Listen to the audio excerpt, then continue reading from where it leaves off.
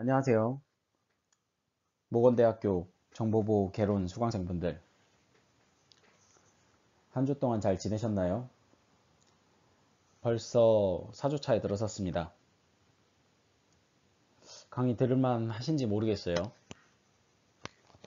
이제 벌써 추석 연휴가 다가오고 있습니다.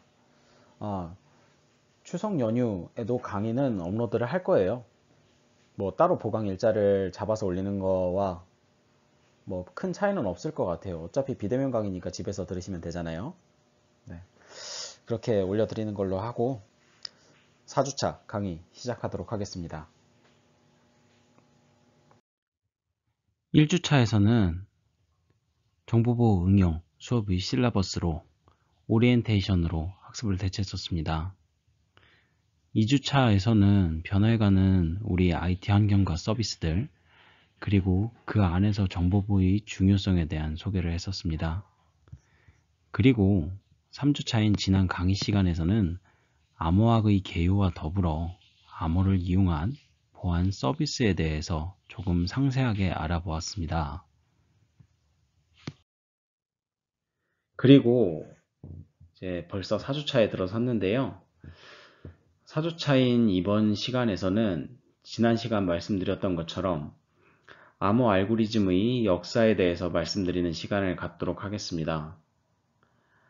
암호 알고리즘의 역사와 더불어 현대 암호에서 근간이 된 테크닉을 포함하고 있는 고전 암호 및 근대 암호에 대해서 설명드리는 시간이 되겠습니다. 그럼 4주차 강의 시작하도록 하겠습니다. 그럼 본문으로 들어가기 Cryptography 전에 is the science 간략하게 of writing codes and 암호화의 ciphers and has been 과거부터 used since 현재까지 ancient times, allowing 역사에 people to 대해서 transmit 간단하게 살펴볼 information 수 in a 있는 secure 동영상을 manner. 준비했습니다. The incredibly long and fascinating history of cryptography development is what has led up to the advanced and sophisticated methods used today in the modern digital encryption behind cryptocurrencies and blockchains. The most basic form of cryptography, symbol replacement, appears in both ancient Egyptian and Mesopotamian writings. The earliest known example was found in the tomb of an Egyptian noble named Khnumhotep II, who lived approximately 3,900 years ago. However, the purpose of symbol replacement in Khnumhotep inscription was not to conceal information, but to enhance its linguistic appeal. The earliest known example of cryptography being used to protect sensitive information occurred around 3,500 years ago, when a Mesopotamian scribe used cryptography to conceal a formula for pottery glaze, which was used on clay tablets.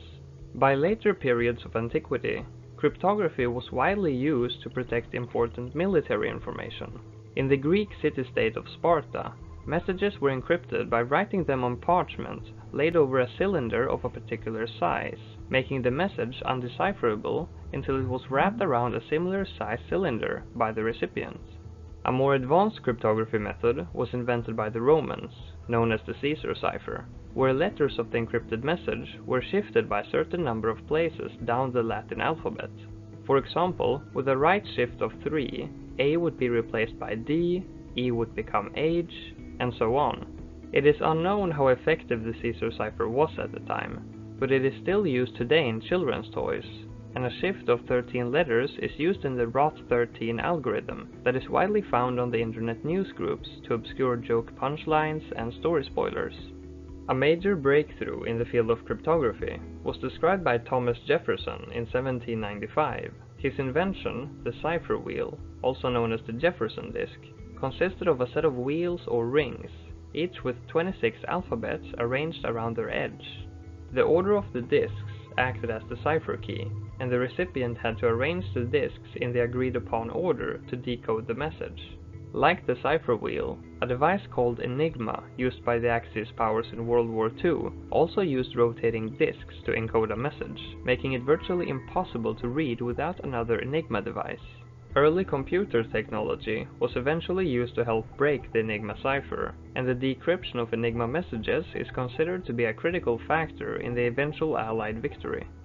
As technologies and computer systems improved, cryptography became vastly more advanced than it was in the analog era. 128-bit mathematical encryption is now the standard for many sensitive devices and computer systems. Cryptography has also been used to make cryptocurrencies possible. Several advanced cryptographic techniques, including hash functions, public key cryptography, and digital signatures, are used to ensure the security of data stored on blockchains and to authenticate transactions. Cryptography has come a long way in the last 4,000 years, and although the cryptographic systems used in cryptocurrency blockchains today represent some of the most advanced forms of this science, with the fast digitalization of many industries and the constantly growing amount of data, cryptography and the technologies behind it will continue to advance. To learn more about cryptocurrencies and the technology, 암호의 역사는 다음과 같이 분류가 가능합니다. 고대부터 19세기 말까지 사용되는 암호는 고전암호, 20세기 초부터 1940년대 말까지 사용되는 암호는 근대암호, 1940년대 말부터 현재까지 사용되는 암호는 현대암호입니다.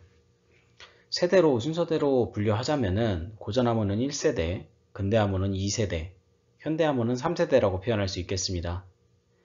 세대별 암호의 특징을 살펴보자면은 1세대 암호인 고전암호는 암호하는 방식을 알면 복호화 및 해석이 가능했습니다. 따라서 암호화하는 방식 자체가 비밀정보 또는 키의 역할을 수행했습니다. 다음 장에 나올 치환암호, 전치암호가 그 예에 속합니다. 2세대 암호인 근대암호는 기계장치가 도입되어 자동화를 이루었습니다. 전쟁에서 정보의 비밀 전파나 정보의 감청은 매우 중요한 역할을 하겠죠. 이 시기 암호문의 전파 및 해독 기술은 기계장치를 통한 자동화를 이룩합니다. 독일의 에니그마, 그리고 이에 대응하여 해독을 위한 영국의 콜로서스, 그리고 스위스의 헤슬린 암호 등이 있습니다. 이후 3세대 현대 암호의 특징입니다. 가장 큰 특징, 컴퓨터를 사용했죠. 그 컴퓨터를 이용하여 비트 단위로 암호화 및 복호화를 수행합니다. 더불어서 암호 알고리즘 외에 암호 키라는 요소를 추가로 도입하여 안전성을 향상시킵니다. 즉, 암호 알고리즘의 개발 또는 복호화를 통해서 알고리즘이 공개되어도 암호 키라는 비밀 요소가 있어 안전성을 보장하는 겁니다. 이는 정보이론의 창시자로 알려져 있는 클라우드 셰논, 이 주요한 역할을 했는데요. 이 클라우드 셰논은 암호 보안 개념에서 대부분을 고안했습니다.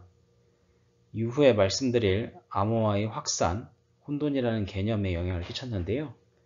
이 개념은 현대 암호 체계에도 여전히 적용되고 있으며, 따라서 이 클라우드 셰논은 정보 이론을 발표한 이유로서 이 현대 암호에 지대한 영향을 미쳤다고 할 수가 있겠습니다.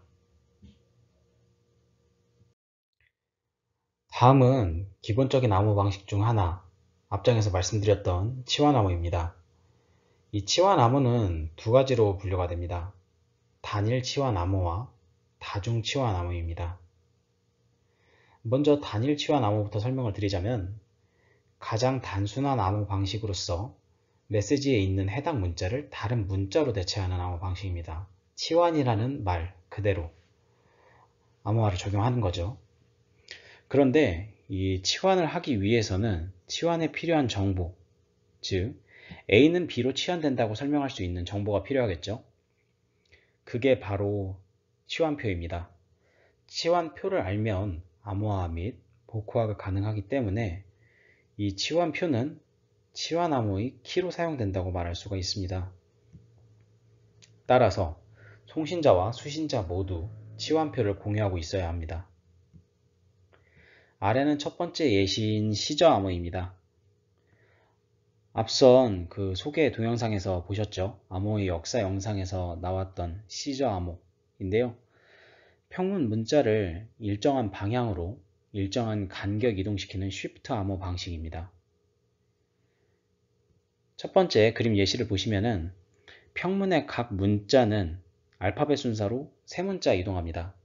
A는 D로, B는 E로, E는 H로 이동하는 걸 보실 수가 있죠. 이때 3이라는 정보가 키로 사용되어 암호화를 수행하는 겁니다.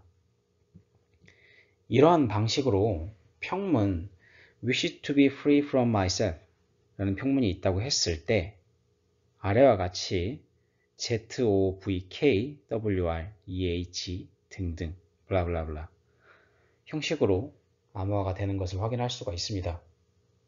이 시저 암호는 문자 단위로 암호화가 진행되기 때문에 이 문자, 영문 알파벳이 키의 개수, 즉 키 공간, 키 스페이스가 26이라고 할 수가 있겠습니다.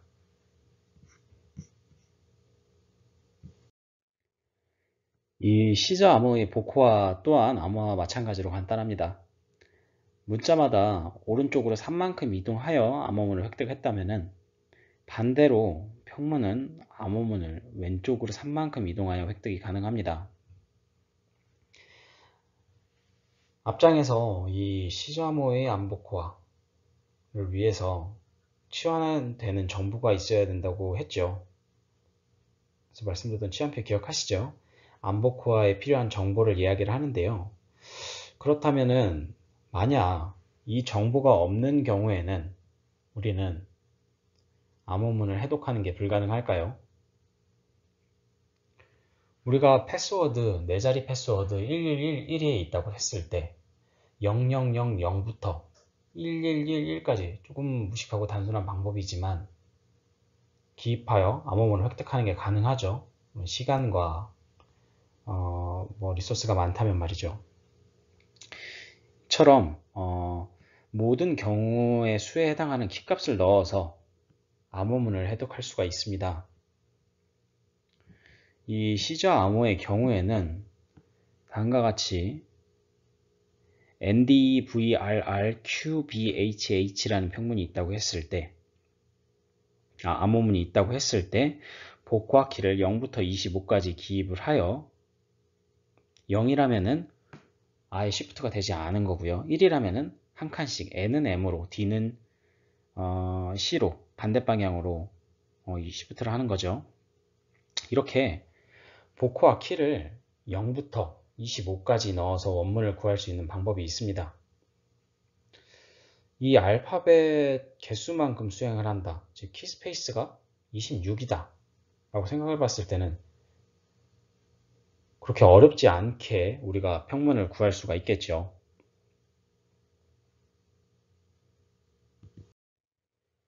다음은 단일 치환 암호의 두 번째 예시로 치환표 사용 암호 방식입니다. 문자별로 치환표를 사용하는 암호로서 화살표로 표현해 보니 꽤나 복잡하죠. 복잡하게 A는 W로, B는 Y로 치환이 됩니다. 보기엔 복잡할지 모르겠으나 우리는 대칭상을 알고 있다고 봤을 때는 아래와 같이 쉽게 정리할 수가 있습니다. 앞선 시저 암호는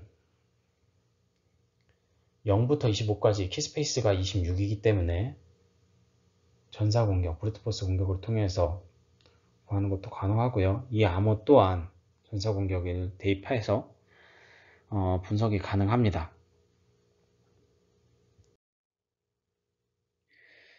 이러한 단일 치환 암호를 정리해보자면 다음과 같습니다. 난수표를 알아야만 분석이 용이한 치환 암호는 이 전수조사 공격을 하면은 평문을 알아내기가 어려울 수도 있어요. 그 이유는 키 공간, 키 스페이스가 큰 경우에 말이죠. 알파벳으로 구성되는 평문 문자가 치환되는 경우의 수는 26 팩토리얼입니다.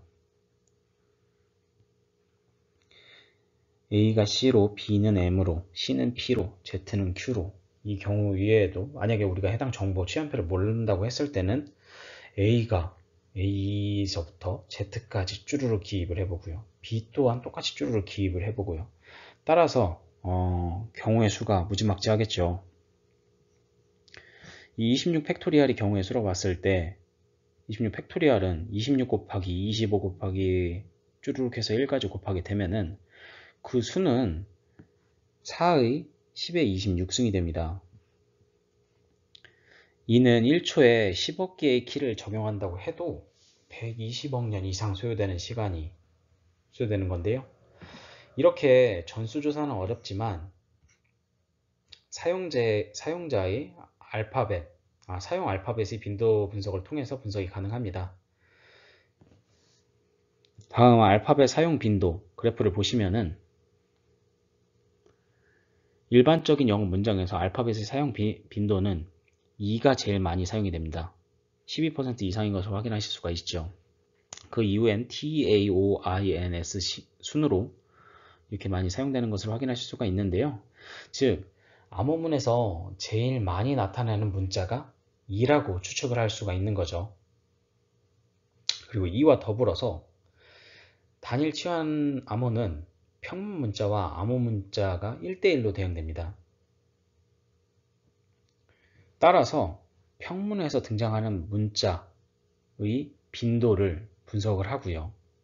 그 이후에 암호문에 등장하는 문자의 빈도를 나열을 하면은 분석이 가능한 것이죠. 이 분석법을 빈도 분석법이라고 이야기를 합니다. 그리고 여러분들께 전수조사 공격량을 기준으로 어느 정도의 시간 및 계산량이 소요된다 이렇게 표현했는데요. 이렇게 이야기하는 것은 두 가지 이유 때문입니다. 물론 많은 분들이 아실 수도 있지만 이 암호 체계는 만약 알려진 가장 효율적인 공격이 모든 키를 시도해야 하는 공격이라고 하면은 보안적으로 안전합니다. 즉 다른 취약한 부분이 없는 거죠. 그래서 보안적으로 안전하다고 이야기할 수가 있습니다. 뭐 취약점이 없거나 알려져 있지 않다거나 이 경우에 있겠죠. 그리고 암호 체계가 다른 뭐 지름길, 뭐 백도어, 트랩도어 등이 있으면 보안적으로 안전하지 않다는 이유 때문입니다.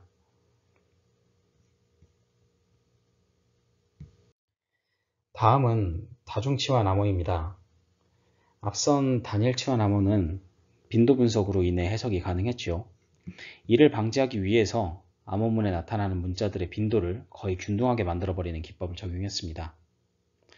이러한 다중치환 암호의 첫 번째 예시는 힐 암호입니다. 힐 암호는 각 문자에 정수값을 부여하고 치환하는 방식입니다.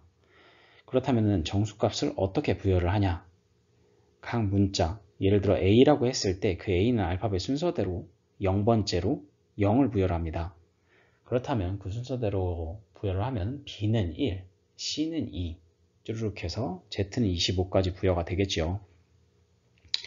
그리고 각 문자에 대해서 행렬곱 연산을 통해서 암호문을 생성을 합니다. 3개의 문자를 치환한다고 했을 땐 P1, P2, P3 이고요. 알파벳의 연산을 위해서 우리는 모듈러 26을 뒤에 연산을 수행을 합니다. 그렇다면 우리는 이 키값을 알아야 연산이 가능하겠죠. 아래에 직접적인 예시를 보시겠습니다.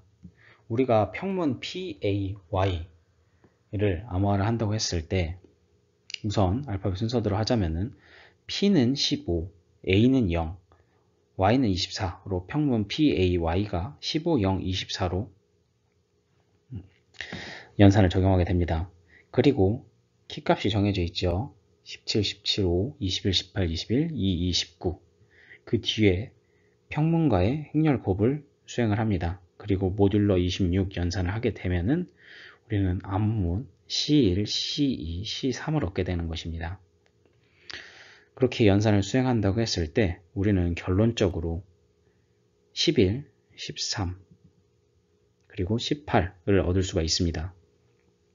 이렇게 LNS라는 암호문을 얻을 수 있게 된 거죠. 암호문은 이 아래와 같이 K와 P의 곱으로서 C는 KP라고 나타낼 수가 있겠죠. 그렇다면 복화하기 위해서는 어떻게 해야 될까요? 키의 역행렬을 앞에 곱함으로써 우리는 결론적으로 P, 평문을 구할 수가 있게 됩니다. 다음은 다중치환 암호의 두 번째 예시인 비제네르 암호 방식입니다. 이 비제네르 암호는 17세기부터 18세기에 보급된 암호 방식입니다. 암호화하고자 하는 평문과 그리고 암호화 키의 매핑을 사용하여 암복호화를 수행하는 방식입니다. 키 X와 평문 Y가 주어지면 암호문은 X행 그리고 Y열의 암호문이 되는 것입니다. 아래 그림과 같이 매핑 테이블이 있죠. 같은 매핑 테이블을 이용을 하는데요. 예를 들어서 평문 wish to be free from myself 그리고 키가 secret is beautiful 이러한 평문과 키가 주어진다고 했을 때 암호문은 omuyx 블라블라블라로 변환이 됩니다. 어떻게 변환이 되는지 보시면은 다음과 같이 평문의 w는 키의 s와 연산을 통해서 5가 되죠. 보시면은 이 옆에 테이블을 보시면은 w와 그리고 세로의 s와 매핑되는 5가 암호문이 되는 것을 확인하실 수가 있습니다. 이렇게 wish to be free from myself에 해당하는 wish 그리고 secr 등등 이 문자들이 아래와 같은 암호문으로 생성되는 것을 확인하실 수가 있습니다. 지금까지 치환 암호에 대해서 살펴봤습니다.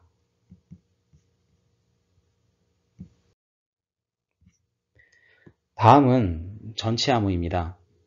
이 전치라는 뜻 아시나요? transposition.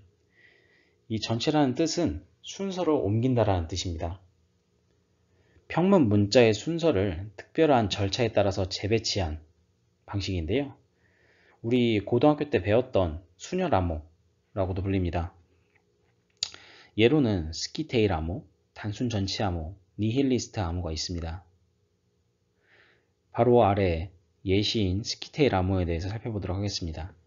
이 스키테일 암호 또한 앞서 보셨던 암호의 역사, 영상에서도 잠깐 지나갔었습니다. 이 스키테일 암호의 등장 배경은 이 스파르타에서 전쟁터에 나가 있는 군대에게 비밀 메시지를 전한다고 했을 때 특별하게 이 암호문을 전송할 수 있는 방식이 필요했습니다. 그래서 이 군과 전쟁터에 나가 있는 군과 그리고 본국은 원통형 막대기, 스키테일이라고 하는 이 막대기를 나누어 갔습니다. 아래 그림을 보시면은 원통형 막대기에 양피지 천은, 양피지 리본으로 문자가 써져 있죠. 이 막대기가 스키테일이라는 건데요.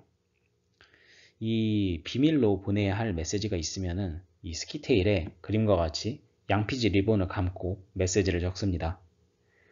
그리고 리본을 풀어내서 펼치면 이 메시지 내용은 아무나 읽을 수가 없게 됩니다. 왜냐면 뭐 별도의 형식이 없기 때문이죠. 하지만 만약에 이 스키테일을 수신자 측에서 갖고 있다고 하면은 송신자 측에서 이 메시지 작성했었던 방식과 동일하게 스키테일에 양피지 리본을 감고 완성된 문장 메시지를 읽을 수가 있습니다. 아래 오른쪽 그림에 Help me, I am under attack 이라는 문장이 있다고 했을 때 이 문장을 양피지에 감고 적으면 다음과 같이 변환되는 것을 확인하실 수가 있죠. HENT, EIDT 등등.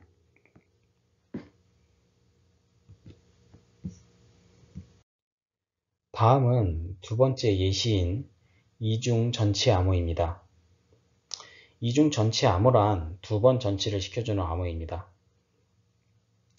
2차원 배열에 문장을 늘여놓고 행과 열을 각각 임의로 교환을 하는 것입니다. 평문이 Marco is good 이라는 문장이 있다고 했을 때 행과 열을 변환하는데 필요한 행의 정보 213 그리고 열의 정보 4312가 키로 제공됩니다. 이 키는 문장을 넣은 행렬의 크기와 그리고 바꾼 행과 열의 순서상이 제공되는 건데요. 그러면 평문은 다음과 같이 4 곱하기 3 행렬을 만듭니다. 그리고 우측에 키값의 정보에 따라서 마르코 is good이라는 행렬이 다음과 같이 변환이 되죠.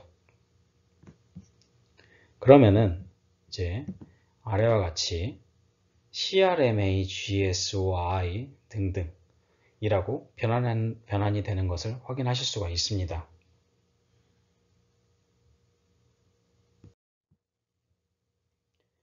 다음은 기타 암호들에 대해서 설명을 드릴 건데요. 첫 번째는 일회성 암호입니다. 원타임 패드 암호. 이 일회성 암호는 단순하게 평문과 키의 x와 연산으로 생성을 합니다. 간단합니다. 평문 x와 키는 암호문, 암호문 x와 키는 평문. 이렇게 복구가 또한 간단한데요. 키 공간이 메시지 크기와 동일합니다. 아래의 그림을 보시면은 평문이 다음과 같이 이진화된 형태로 변환을 합니다. HEILHITLER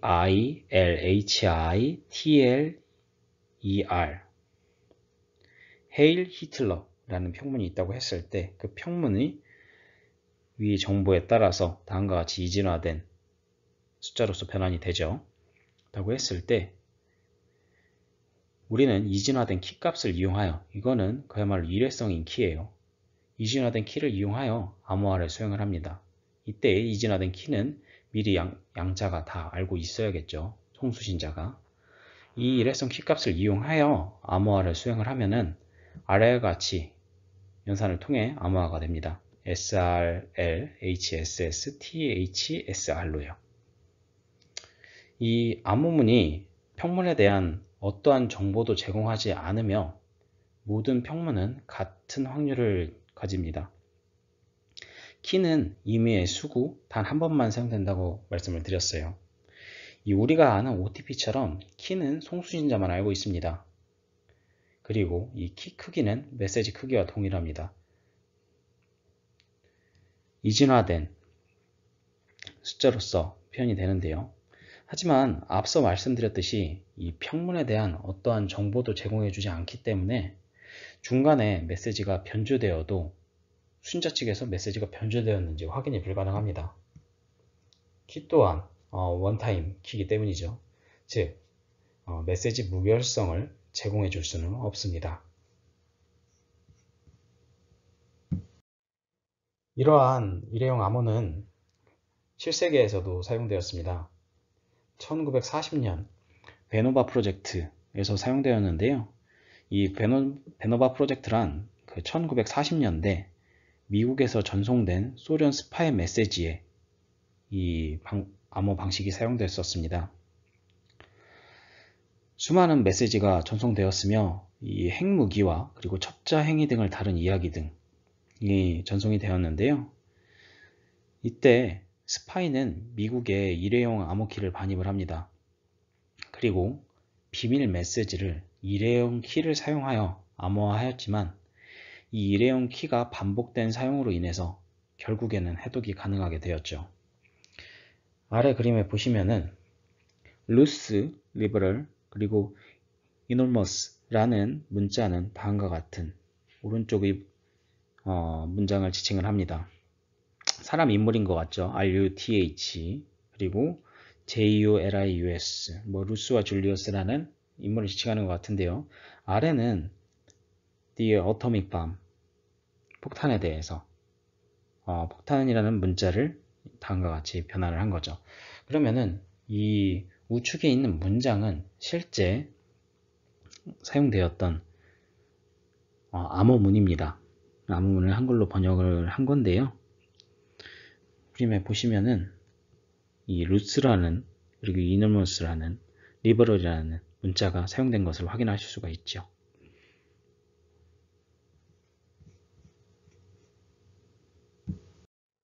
다음은 코드북 암호입니다. 짐머맨 전보 사건에 이 해당 코드북 암호가 사용되었었는데요.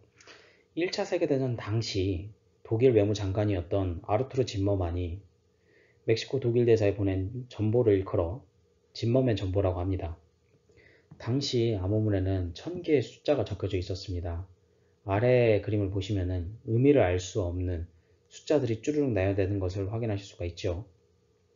하지만 이때 짐머맨이 사용한 통신 선로는 영국을 거쳐가는 케이블이었습니다. 따라서 이 영국 해군은 계속 케이블을 확인하고 있다가 이게 무엇인가 하는 내용을 획득하게 되는데요. 이 내용은 여기는 무제한 잠수함 작전 재개에 대한 내용이었던 것입니다. 당시 독일은 멕시코와 동맹을 유지하고 있었는데요. 미국이 대전에 참전할 경우 멕시코가 미국을 공격하도록 제안을 합니다. 이 애리조나 등 멕시코의 옛 영토 수복을 지원하겠다는 내용을 독일과 멕시코가 했던 건데요.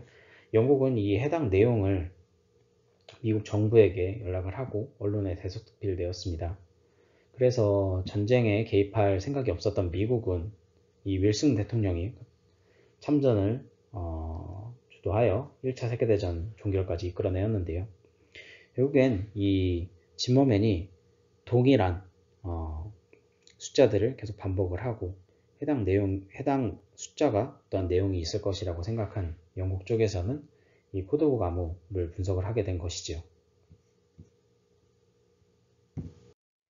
다음은 근대 암호입니다.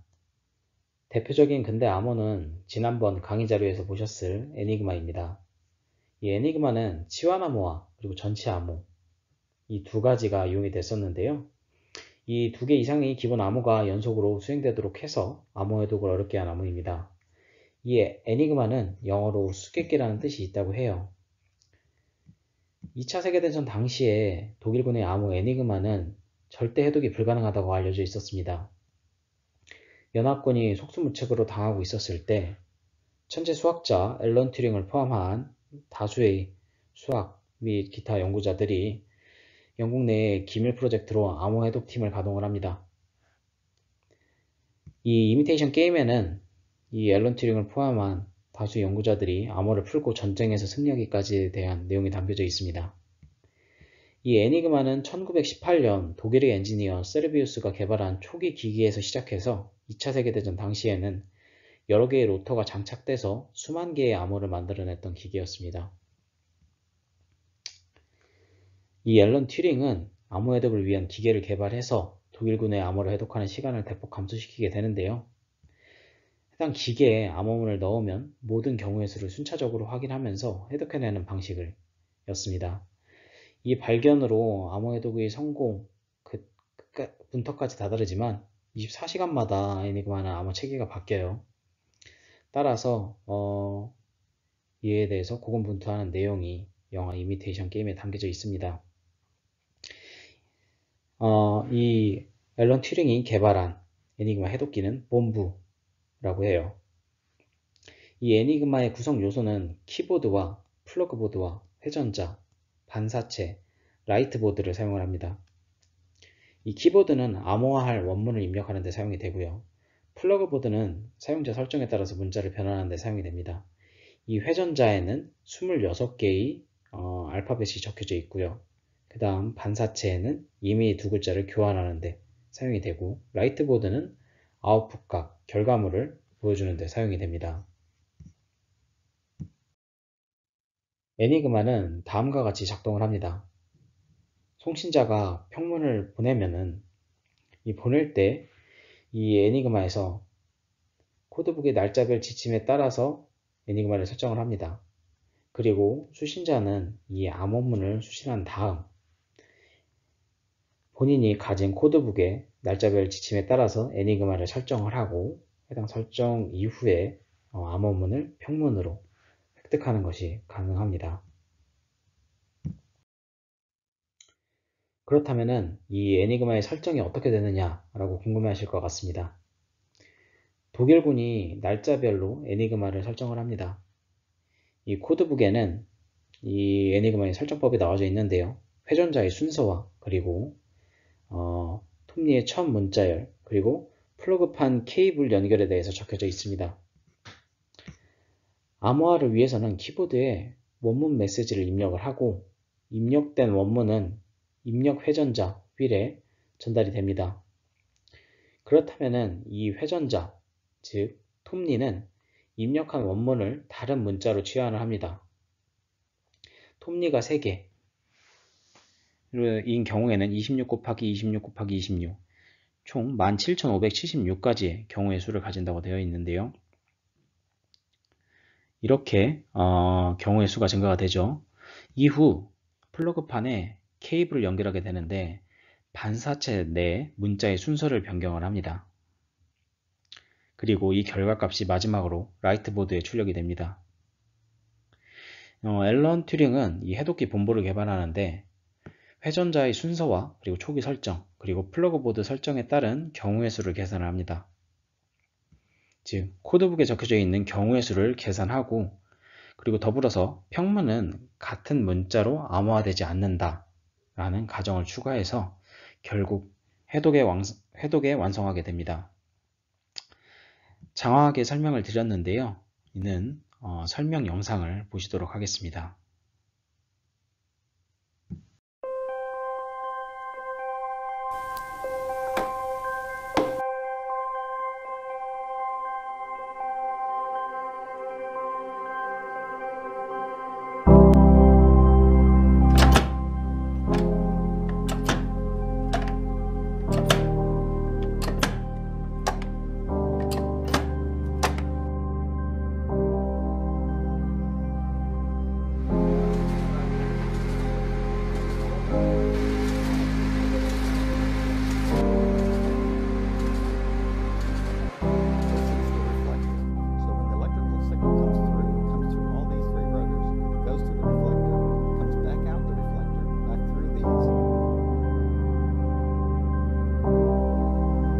Well, this is the Enigma machine. It's basically a typewriter keyboard with a light panel. Now, the keyboard only has 26 letters. There's no space bar, numbers, or special characters, and that was done on purpose because those kinds of characters would help give away the code. The way it works is quite simple, really. It's a typewriter, so you press a key that looks like a typewriter, and eventually a light bulb lights up. And the light bulb that lights up will light up a letter that's different than the key that you pressed. And so that's the coding. Now here is the German plug board. Plug board allows you to switch one letter to another. Let's say the E. If I press the E and I want to change that E to a different letter, I would put that in here, and let's say I want to change it to an I would move it here. The second thing they would have to do is open up this machine, and here's the inner lid, and then here are the 3 rotors. And the way you would take those out is you have to release the pressure on them like this, and that loosens them up so that now that they can be removed. Each wheel has a notch, and that notch tells the next wheel next to it when to advance one. And so that notch is movable, and the way you do that is you move this little lever out of the way. You can see it's now in position 4, which is the letter D, and I'm given a letter to move it to, let's say the letter 8. Now each one of these has a Roman numeral on them, 1 through 5, and I happen to have 1, 3, and 2 here. And let's say that that's the position that you're told as an operator to put them in, 3, 2, 1. Now I'm going to put those in the machine. I would close this up, and the next thing I would do is I would set these on the correct positions for the day. And let's say it's 5, 10, 15. So I will put this on position 5, the next one on position 10, and the next one on position 15. And I can start taking and receiving messages.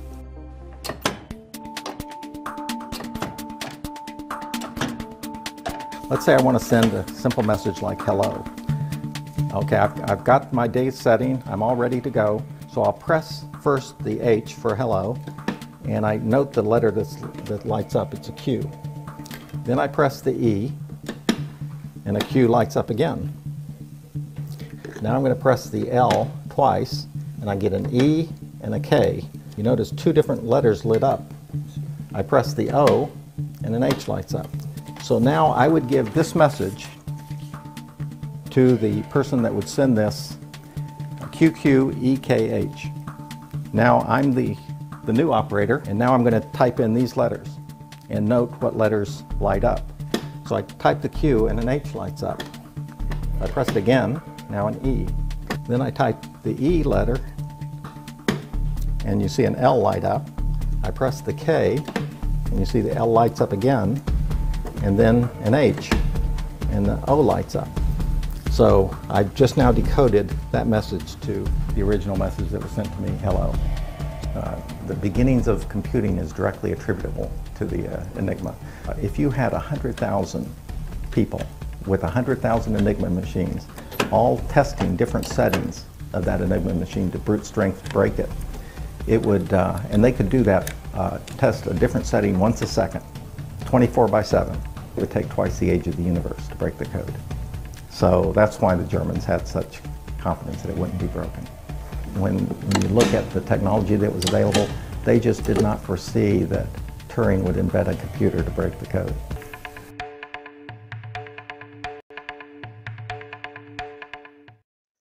네, 에니그마에 관련된 영상이었습니다.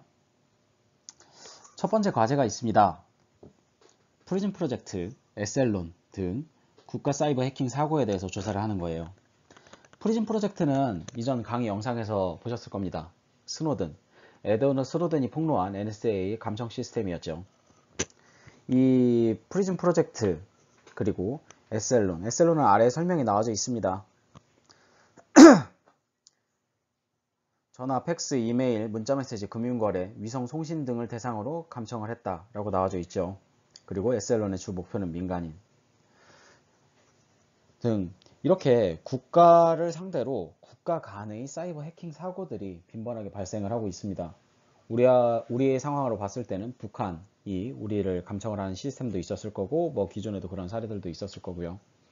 그리고 타 국가 간에도 역시 이러한 해킹 사고들이 빈번하게 발생을 하고 있습니다.